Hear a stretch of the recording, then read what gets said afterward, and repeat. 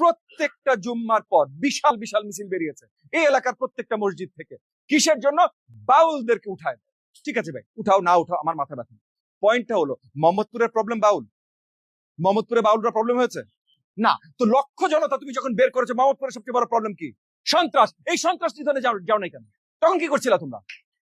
কোথায়? কুষ্টিয়ায় বাউলরা বসে আছে, তার জন্য তুমি লক্ষ জনতা বের করছো, লক্ষ মুসল্লিদের বের করছো প্রত্যেকটা মসজিদ থেকে। কিন্তু এইখানে আসলে যে প্রবলেম, কি করলো তুমি?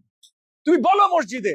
কারণ কি ভাই, বাউল আপনি বলছেন ইসলাম বিরোধী, আমি এই আলোচনায় যাবই না। তো মাদক ব্যবসা ইসলামের পক্ষে, সন্ত্রাস ইসলামের পক্ষে, কিশোর গ্যাং ইসলামের পক্ষে। তাহলে তুমি এত বড় লক্ষ মানুষের মিছিল বের করতে পারছো কারণ মুসল্লিদের তুমি উত্তেজিত করে দিচ্ছ। তাহলে মুসল্লিদের উত্তেজিত করো, যে সন্ত্রাসের বিরুদ্ধে কত শক্তভাবে নবীজি দাঁড়িয়েছিলেন সেটা উত্তেজিত করো। হযরত ওমর কি কি করেছিলেন সন্ত্রাস বন্ধ করার জন্য, যেন মুসলমান আর্মি কোথাও যে সন্ত্রাস করতে না পারে, তার জন্য হযরত ওমর কত বড় বড় জেনারেলদের বহিষ্কার করেছিলেন সেই ইতিহাস বলো খুতবার সময়। তখন তুমি পরিচিতি দাও, তারপর বলো যে হযরত ওমর এটা করেছিলেন, হযরত আবু বকর এটা করেছিলেন, মহানবী হযরত মুহাম্মদ সাল্লাল্লাহু আলাইহি সাল্লাম এটা বলেছিলেন। তার জন্য আজকে চলেন আমরা সবাই বেরোবো, এই মাদক নিধন করবো।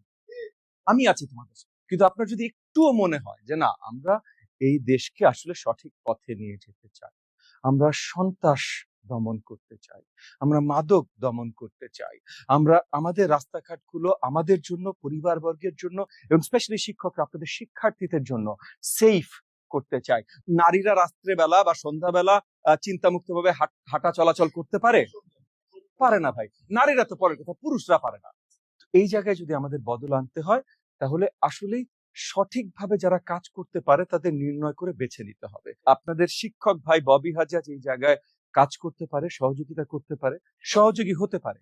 আমাকে দায়িত্ব দেওয়া হচ্ছে আপনাদের সেবা করার জন্য। আমি দিনরাত এখানেই আছি, এখানেই থাকবো, আপনাদের সেবাতেই থাকবো।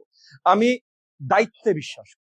আপনাদের সেবা করবার জন্য এই এলাকায় মাদক সরানোর জন্য, সন্ত্রাস সরানোর জন্য যা যা করা সম্ভব আমার দ্বারা আমি ইতিমধ্যে চেষ্টা করছি। এবং অবভিয়াসলি সরকার পরিচালনায় যদি যেতে পারি, এখানকার দায়িত্ব যদি পেতে পারি, তখন তো থানাও আমার কথা শুনতে বাধ্য, অনেক কিছু হতে বাধ্য। সেই জায়গা থেকে এগুলো আমি সবসময় থাকবো, সবসময় করতে থাকবো।